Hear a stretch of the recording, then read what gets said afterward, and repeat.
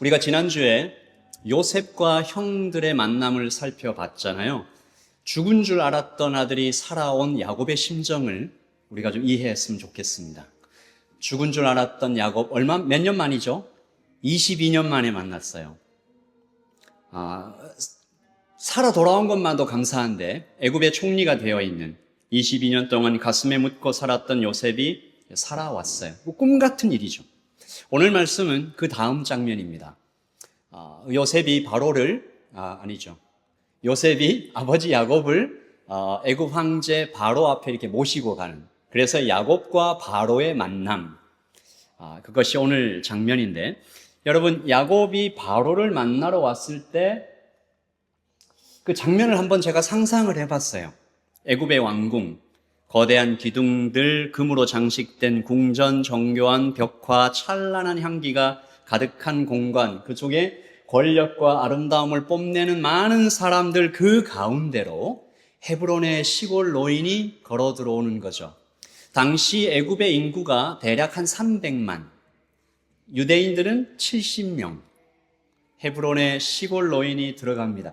어쩌면 이 야곱의 몸에 양 냄새가, 들판의 냄새가 좀 배어 있지 않았을까. 이 고대의 기록들을 보면 이 왕궁 안에 들어올 때 향기를 굉장히 신경을 썼대요. 그래서 그 왕궁에 들어가면 아주 화려한 향기들이 이렇게 났다고 하는데, 그 가운데로 헤브론의 시골 노인이 들어갑니다. 들어올 때부터 애굽의 귀족들의 그 표정에 숨길 수 없는 어떤 불편함이 상상이 돼요. 이게 무슨 냄새야? 제국의 영웅이고 애굽의 총리였던 요셉이 있기 때문에 그 아버지니까 대놓고 말은 못했겠지만 그 속으로 이런저런 말을 했겠죠.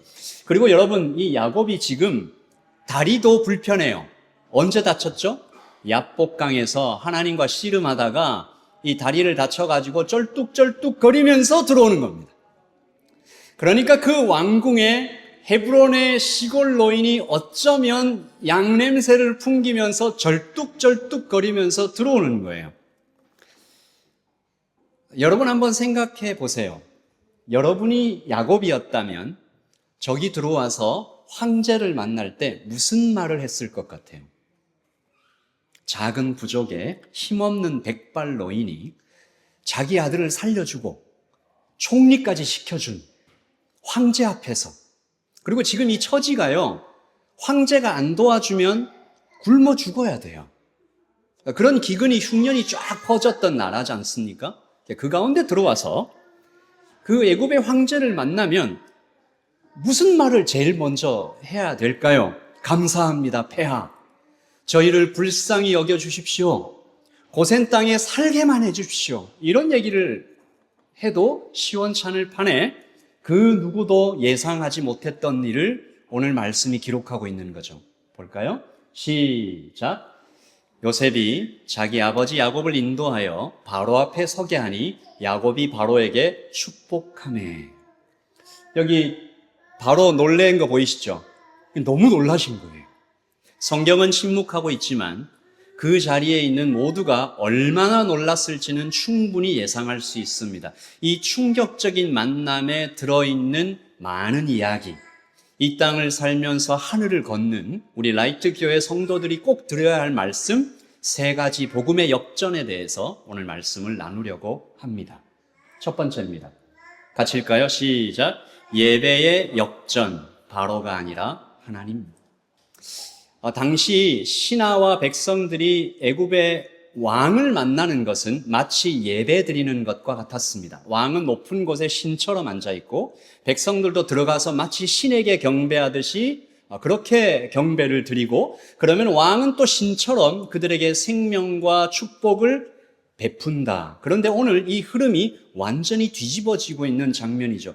야곱이 오히려 바로를 축복하고 있는데요, 요셉이 자기 아버지 야곱을 인도하여 바로 앞에 서게 하니 야곱이 바로에게 축복하며, 다 같이 시작. 야곱이 바로에게 축복하고 그 앞에서 나오니라. 이게 야곱이 들어가면서 축복하고 나오면서 축복합니다. 그러니까 샌드위치 구조예요. 들어가면서 축복하고 나오면서 축복하고 그 가운데 대화가 왕과 야곱의 대화가 이렇게 끼어 있는 이게 어떤 그림일까요? 애굽의 왕궁 전체를 그러니까 그 이집트의 왕궁 전체를 하나님의 복으로 감싸는 것 같은 그림. 애굽의 왕궁, 그 거대하고 아름다운 왕궁 전체를 하나님의 복으로 이렇게 감싸는 것 같은 그림. 여기서 이 말씀에서 축복이라고 번역된 바라크라는 단어는 예배의 이미지가 있어요. 무릎을 꿇다. 하나님께 예배드리다. 그러니까 이 만남 자체가 축복과 축복 사이에 대화가 들어있는 이 구조 자체가 뭐예요? 하나님께 드리는 예배와 같은 모습으로 그려지고 있는 거죠. 그러니까 야곱은 지금 시작, 이것도 하나님께 속해 있다, 하나님이 주인이시다라고 선언하면서 왕이 경배받아왔던 자리에서 하나님께 예배를 드리고 있는 역설적인, 굉장히 충격적인 예배의 역전을 보여주는 거죠. 두 번째, 권력의 역전입니다. 시작. 바로가 아니라 야곱이다. 성경의 축복 질서에 대해서 히브리서 7장 7절에 이렇게 되어 있습니다. 논란의 여지 없이 낮은 자가 높은 자에게 축복을 받느니라. 무슨 뜻이에요? 축복을 주는 야곱이 바로보다 더 높다. 세상의 눈으로는 당연히 바로가 높지만, 야곱은 피난민 노인이지만 바로에게 납작 엎드려서 은혜를 구해야 하는 입장이지만 영적으로는 야곱이 더 높다. 역사적인 흐름을 볼 때 야곱이 지금 바로에게 축복하는 이 그림은 스케일이 굉장히 큽니다. 물론 지금도 충격적인 사건이지만 이 스케일이 어마어마하게 큰 것은 창세기 12장의 아브라함 언약이 지금 현실 세계에서 실제로 이루어지고 있는 것을 보여줘요. 그러니까 현실 세계의 권력 구조 안에 들어온 거죠. 같이 시작. 땅의 모든 족속이 너로 말미암아 복을 얻을 것이니라. 아멘. 하나님의 복이 현실 속 왕궁에 들어간 최초의 사건. 그러니까 본문은 우리에게 가르쳐 줍니다.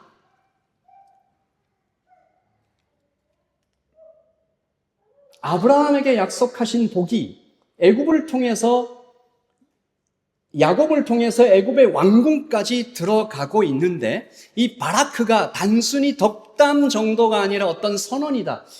여러분, 말 중에 사람이 하는 말 중에 그리고 이 땅에 있는 모든 존재하는 언어가 두 종류로 나눌 수 있다고 보는데요. 설명과 선언이 있습니다. 설명은 현실을 묘사하는 거예요. 밖에 비가 온다. 오늘 날씨가 참 좋다.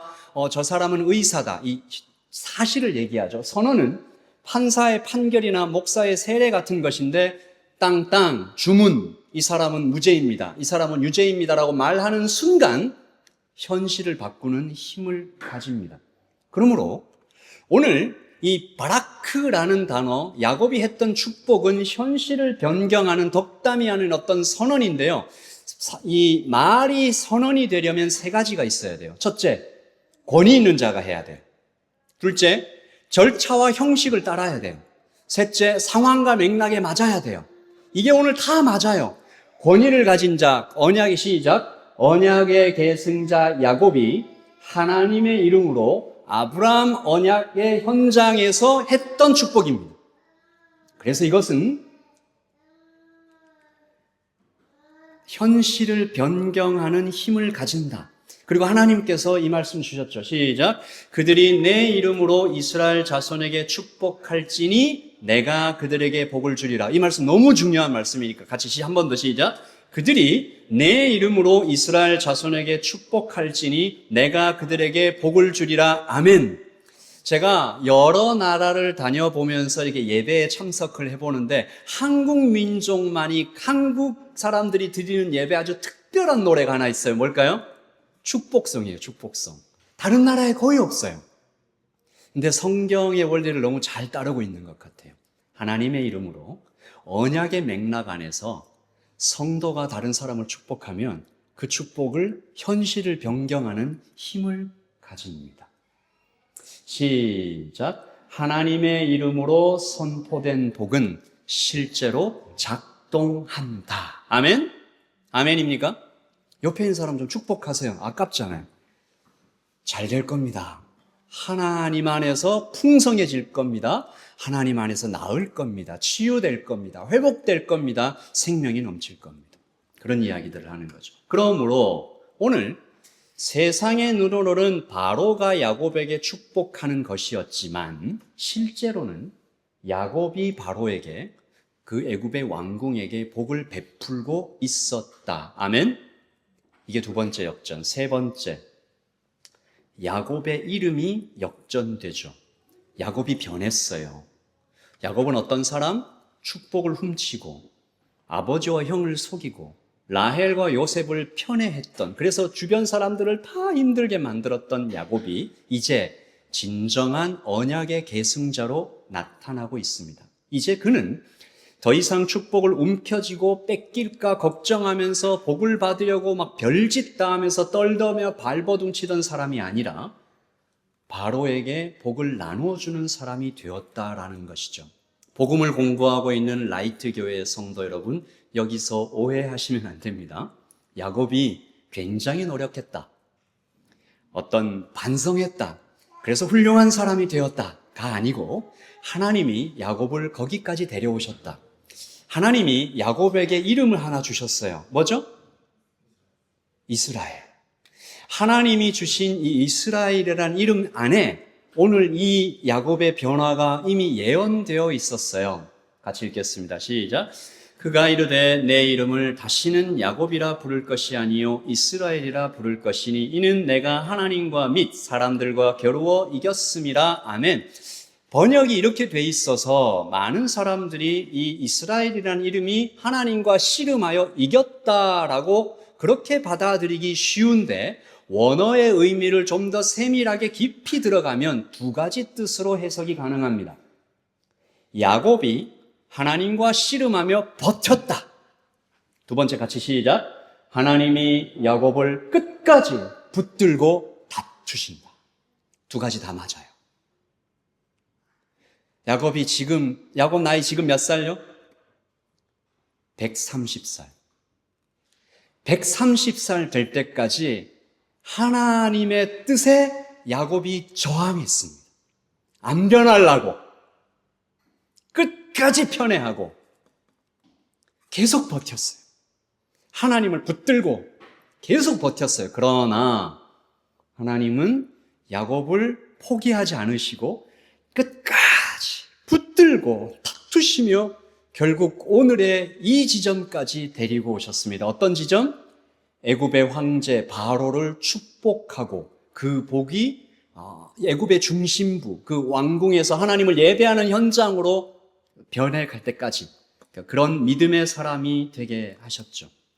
끝내 하나님이 야곱을 붙들어 이곳까지 오게 하신 것입니다. 사랑하는 라이트 교회 성도 여러분, 우리도 변할 것입니다. 아멘. 여러분 표정이 어떤 분은 나는 이미 다 변했는데요, 뭐 이런 표정들이 보이는 것 같은데, 다시 한번 제가 여러분도 변할 것입니다. 아멘.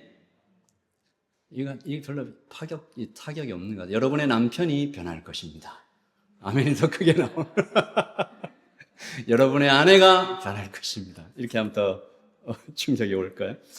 하나님이 130년 동안 야곱을 붙들어 여기까지 오셨습니다. 이 야곱이 바로를 축복하는 이 두 번의 축복, 이 축복 안에 이 세 가지 복음의 역전이 나타나는데, 이제 이 축복과 축복 사이에 있었던 대화를 좀 살펴보려고 합니다. 도대체 야곱은 어떻게 이렇게 변화됐을까? 오늘 설교의 핵심인데요. 야곱과 바로의 아주 짧은 이 대화 속에 예배의 역전, 권력의 역전, 야곱 인생의 역전을 만들어낸 기적 같은 단어 하나가 숨겨져 있죠. 야곱의 축복을 받고 바로가 놀랬습니다. 항상 자기가 축복했는데 이게 준비하고 있을지도 몰라요. 우리 내 사랑하는 이 총리 요셉의 아버지가 오신다는데 내가 들어오면 내가 축복해줘야지 이렇게 생각했는데 웬 노인이 이렇게 들어오시더니 딱 손들어 그렇게 축복을 하시는 거 놀랐어요. 너무 놀래가지고 뭐라고 하셨어요? 시작. 바로가 야곱에게 묻되 내 나이가 얼마냐? 이게 약간 한글 성경은 좀 너무 강하게 표현되어 있는데 히브리어를 직역하면 어르신께서 살아오신 그 세월이 얼마나 되십니까? 라는 이 정도의 말입니다. 당신은 도대체 얼마나 긴 인생을 살아오신 것입니까? 이런 얘기예요.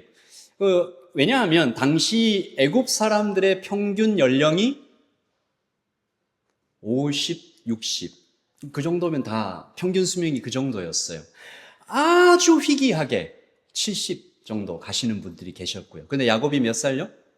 130살. 대단하죠. 야곱이 대답합니다. 같이 읽읍시다. 시작. 야곱이 바로에게 아뢰되 내 나그네 쓸의 세월이 130년이니이다. 내 나이가 얼마 못되니 우리 조상의 나그네 길의 연조에 미치지 못하나 험악한 세월을 보내었나이다 하고 130살입니다. 그런데 조상님들하고 비교해 보니까 그렇게 많지도 않습니다. 할아버지 아브라함은 175세, 아버지 이삭은 180세까지 살으셨어요. 그러니까 비교하면 좀 낫죠. 야곱의 인생은 험악한 세월이었습니까? 그렇죠. 집에서 쫓겨나서 평생 도망 다니다가 외삼촌 라반 밑에서 그 고생을 하고 아들을 낳았더니 12아들은 맨날 싸우고 그 중에 하나들 요셉은 죽고 22년 동안 죽은 줄 알았어요. 그리고 그토록 사랑했던 라헬, 야곱에게 부인이 4명이 있었는데 라헬이 제일 먼저 죽죠. 사랑했던 라헬은 일찍 죽고 그 모든 세월이 130년이었습니다. 그냥 흘러간 시간이 아니죠. 우연인 것 같고 그냥 그렇게 흘러온 시간 같지만 하나님께서 130년 동안 야곱과 씨름하며 붙잡고 설득하고 가르치고 사랑하고 지키고 도우시며 함께 울고 함께 아파하며 함께 손잡고 그 세월을 통과하신 시간이 130년입니다. 이 과정을 다 통과한 야곱이 자기 인생을 가르쳐 한마디로 한 단어로 딱 표현한 단어가 뭐예요? 나그네입니다. 나그네. 히브리어로 마구르라는 단어인데 단순히 여행자를 얘기하는 것이 아니고 남의 땅에 임시로 사는 사람, 시민권 없는 외국인, 법적 권리도 땅도 없는 그런 사람, 나그네는 그런 사람입니다. 그런데 야곱의 이 쓸쓸해 보이는 자기소개, 이 이름 안에 저는 복음의 역전을 만들어낸 하나님의 방법이 있다고 믿습니다. 그래서 나그네는 축복입니다. 나그네는 자기 것이 없어요. 나그네가 짐을 왕창 싸갖고 다니는 사람 봤습니까? 가볍게. 이 땅이 자기 집이 아님을 알아서 그래서 손에 쥔 것을 자꾸 붙들려고 하는 것이 아니라 최대한 가볍게. 이건 잠시 맡겨진 것이고 어차피 두고 가야 할 것이니까. 야곱이 이것을 평생을 세워서 배웠어요. 내가 움켜쥐고 잃을까봐 벌벌 떨어도 안 되는구나. 다 빠져나가는구나. 라헬이 죽고 요셉도 잃고 베냐민도 잃을 뻔하면서 통제할 수 없는 상실이 계속되면서 야곱이 마침내 고백한 단어 나그네. 나는 나그네구나.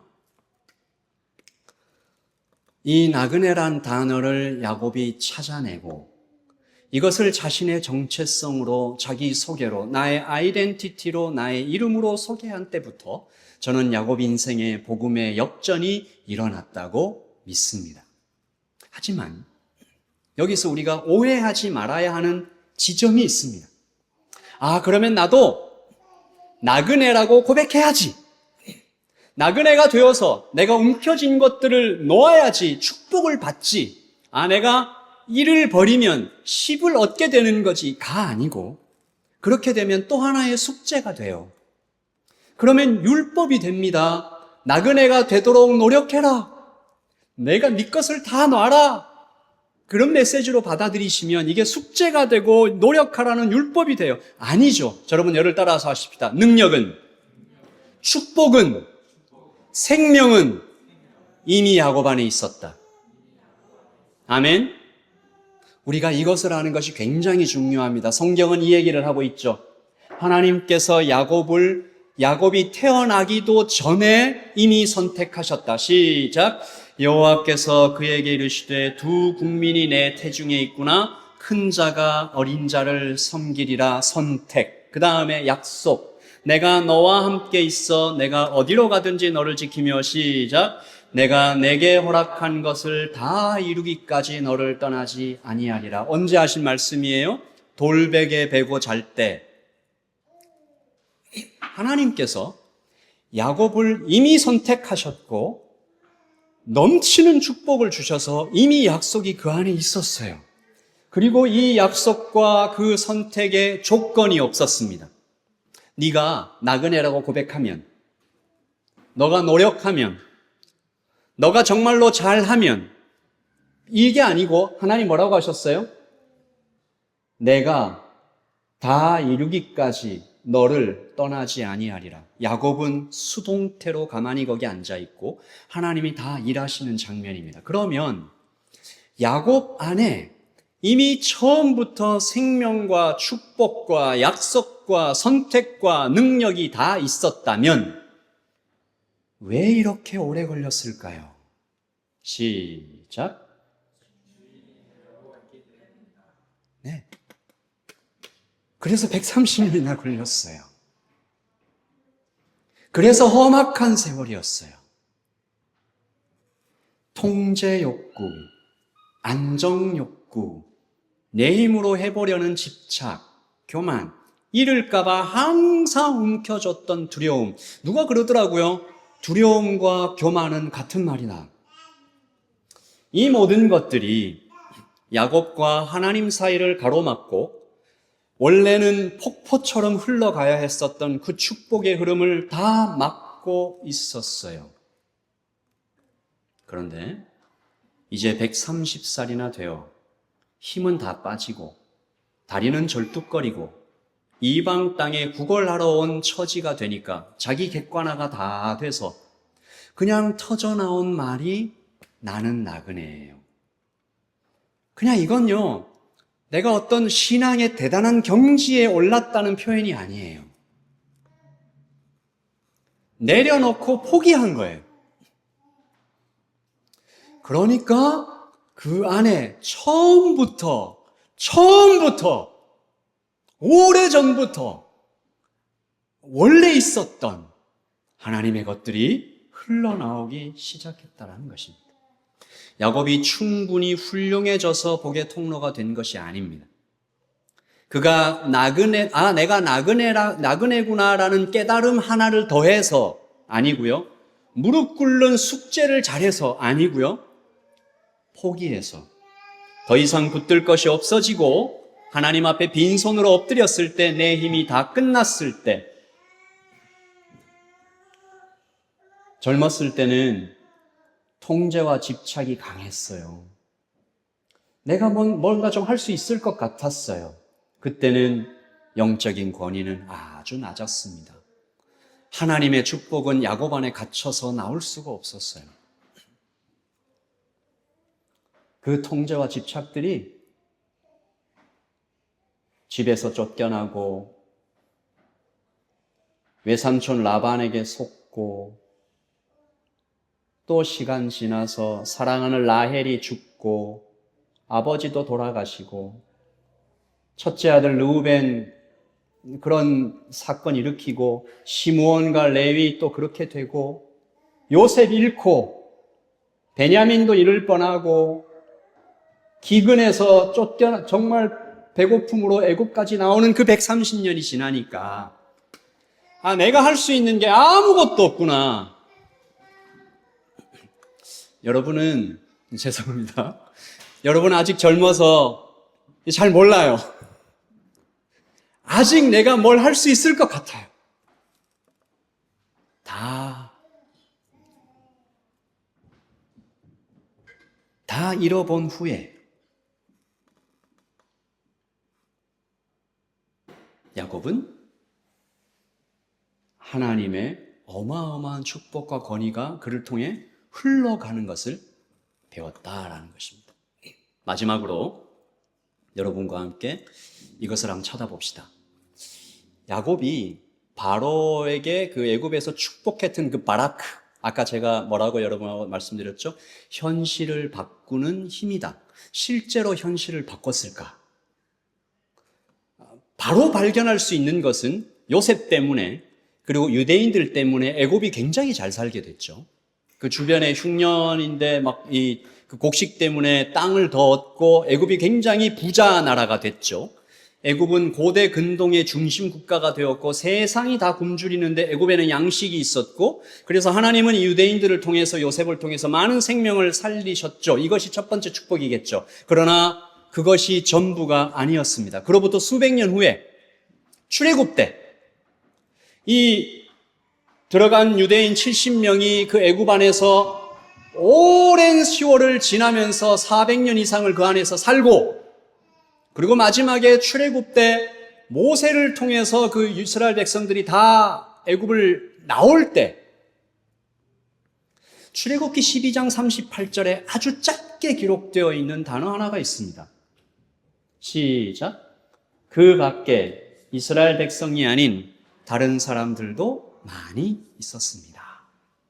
이 쉬운 성경인데요. 개역 성경에 보면 잡족들 이렇게 되어 있어요. 섞여 있었다. 히브리어로 보니까 에렙 라브라는 표현이요. 섞여 있는 큰 무리. 같이 읽을까요? 이스라엘을 따라가기로 결심한 여러 민족들. 이 중에 어떤 민족이 제일 많이 있었을까요? 애굽 사람들. 애굽 사람들. 수백 년 동안 고센 땅에 살고 있었던 그 유대인들을 통해서 하나님을 봤던, 모세를 통해서 10가지 재앙을 통해서 하나님이 어떤 분이신지 보았던 그 애굽 사람들이 따라 나왔어요. 야곱이 바로를 축복했던 그 바라크라는 작은 씨앗이 수백 년 후 모세를 통해서 애굽과 열방으로 확장돼 가고 있는데, 저는 모르겠어요. 그때 애굽인들이 몇 명이나 함께 나와서 구원을 얻었는지. 그들의 인생이 완전히 바뀐 거죠. 그리고 선지자 이사야는 이보다 더 큰 미래를 예언합니다. 시작. 그날에 이스라엘이 애굽과 아수르로 더불어 셋이 세계 중에 복이 되리니 내 백성 애굽이요. 하나님이 애굽을 내 백성이라고 부르는 날이 온다. 그러므로 야곱이 그날 애굽의 왕궁에 했던 짧은 순간, 어쩌면 그 왕궁 밖에서는 아무도 몰랐을 것 같은, 물론 소문은 났겠지만 짧은 그 순간에 바라크는 열방을 복되게 하시려는 구속사의 거대한 흐름으로 이어졌다라는 것이죠. 사랑하는 우리 성도님 여러분, 여러분도 이 바라크를 받았습니다. 시작. 너희가 그리스도의 것이면 곧 아브라함의 자손이요 약속대로 유업을 이을 자이니라. 아멘. 여러분 안에 그리스도가 있다면 우리도 야곱과 똑같은 언약을 지니고 있어서 내가 이 도시를 걸을 때마다, 사람들을 만날 때마다 그 사람에게 나의 복이, 내 안에 심겨진 하나님의 복이 흘러나가는 것은 내가 훌륭해서가 아니고, 교회가 커서가 아니고, 내가 가진 어떤 능력이 많아서가, 내가 영어를 잘해서 돈이 많아서, 영향력이 많아서, 친구가 많아서가 아니라 선택과 약속이 우리 안에 있기 때문에, 여러분, 야곱을 통해서 하나님 우리에게 말씀하고 계세요. 야, 너 야곱의 인생을 봐. 야곱이 가장 위대했던 순간이 언제야? 가장 약했을 때. 가장 약했을 때. 130살. 그 험악한 세월을 끝내며 절뚝거리며 모든 것을 잃어본 후에 나그네라는 자기 속에 그 포기에 서는 다음에 야곱은 가장 위대해졌죠. 물론 예수님이 모든 순간에 다 위대하셨지만 예수님의 가장 절정이 언제입니까? 십자가. 그리고 부활. 가장 약하심으로 가장 강함을 이루어내신. 그런 의미에서 사랑하는 우리 라이트 교회 성도 여러분, 그리고 뉴질랜드에서 이민자로 살아오시는 여러분에게 하나님이 주신 위대한 축복이 있습니다. 뭡니까? 따라서 하십시다. 나는 나그네입니다. 말 안 해줘도 다 알아요. 우리는 매일 매순간 내가 나그네라고 느끼면서 살아가고 있습니다. 영주권을 가지고 있어도, 시민권이 있어도, 오랜 시간을 여기서 살아왔어도 우리 마음속에 깊이 있는 어떤 하나의 정체성, 나는 여기서 나그네구나. 저는 여러분, 이것이 예수 그리스도를 따라가는 제자들이 반드시 잊지 말아야 할 우리의 정체성이라고 믿습니다. 한국 살면 잘 몰라요.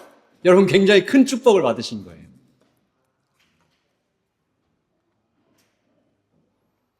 이 사람들은 다 믿음을 따라 죽었으며 약속을 받지 못하였으되 그것들을 멀리서 보고 환영하며 시작. 또 땅에서는 외국인과 나그네님을 증명하였으니 그들이 이같이 말하는 것은 자기들이 본향 찾는 자임을 나타냄이라. 아멘. 이 말씀을 마치겠습니다. 이 히브리서에서 성도, 우리들을 이렇게 얘기하고 있어요. 외국인과 나그네, 동시에 본향 찾아가는 사람들. 우리 집이 여기가 아니에요. 우리가 살아가는 사역의 현장이 여기고 일상이 여기지만 우리가 결국 도착해야 될 본향은 여기가 아니에요. 성도와 나그네, 그리고 본향 찾는 자들. 우리는 이 땅을 진짜 집이라고 생각하지 않아서 이 땅의 것에 매달리지 않고 살아갑니다. 물론 야곱에게 바로의 은혜가 필요했습니다. 바로가 주는 곡식을 먹어야 했고, 바로가 제공하는 땅에 살아야 했고, 바로가 제공하는 법과 시스템 안에서 살아가야만 했지만 야곱은 분명히 알았어요. 바로가 나에게 주는 축복이 아니고 내가 바로에게 축복을 주는 것이다. 똑같아요. 우리도 이 땅에 살면서 비자가 필요하고 직장이 필요하고 뉴질랜드의 모든 시스템이 필요하고 그 안에서 우리가 기대어 살아가는 것처럼 그렇게 살아가지만 오늘 야곱을 통해서 하나님께서 우리에게 분명히 하시는 말씀은 이것입니다. 너희는 언약의 계승자이며 하나님의 이름을 따라 아브라함 언약의 이 현장, 즉 너희들의 현장에서 하나님의 복으로 그들을 축복하면 이 축복이 현실이 된다. 그렇게 살아라. 여러분 내일부터 직장 가서 이렇게 바로 막 딱 바로 언약의 계승자 여러분, 하나님의 이름을 따라 아브라함 언약의 현장이 이루어지는 일상에서 우리 같이 읽고 기도하겠습니다. 시작. 성도, 나그네로 살면서 이 땅을 복되게 하는 사람들. 아멘. 여러분 이번 주에 만나게 되는 직장 동료에게, 자녀의 친구에게, 자녀의 친구 부모에게, 옆집 뉴질랜드 이웃에게, 매일 커피를 사러 가는 카페의 직원에게 그들을 축복하며 그 일상의 현장에서 그들을 위해서 하나님의 이름으로 말하고 기도하고 그들을 돕고 축복할 때 여러분 믿으십시오. 그 바라크가 현실이 됩니다. 아멘. 기도하겠습니다. 이곳에 생명 샘솟아라.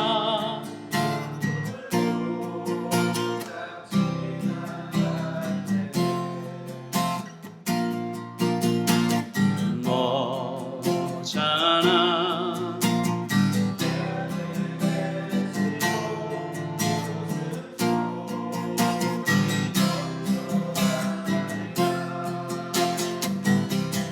꽃들도 구름도 바람도 널 바라보고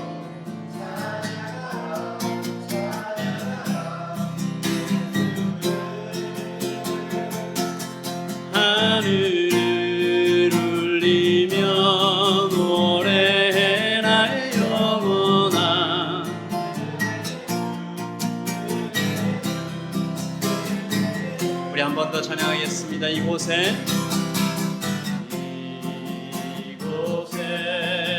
생명샘 솟아나 우리의 가정에, 직장에, 이 땅 오클랜드에 모자나 열매 맺히고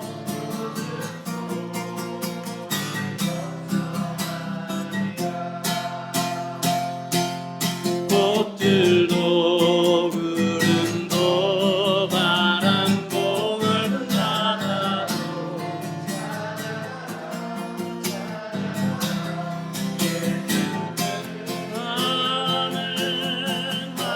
하늘을 울리며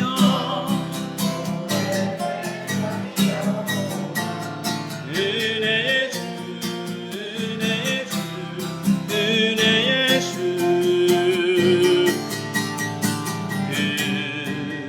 그날에 하늘이 열리고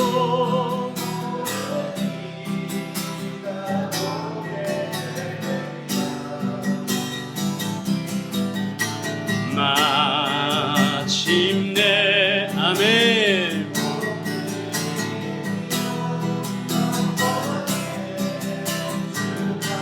우리 한 번 더 찬양합니다. 그날에 하늘이 열리고 그날에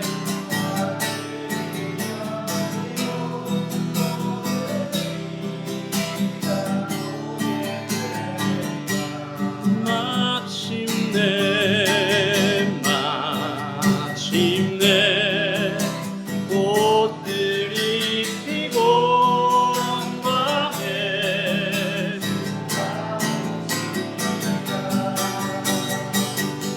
꽃들도 구름도 바람도 흘러나도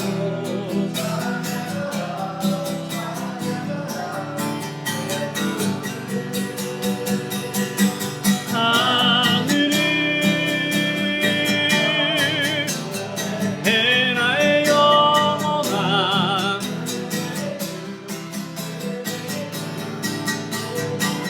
꽃들도 구름도 바람도 멀바라고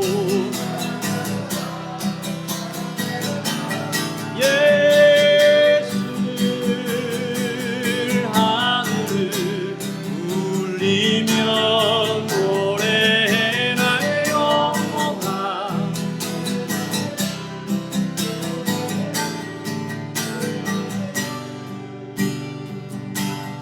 하늘을 울리며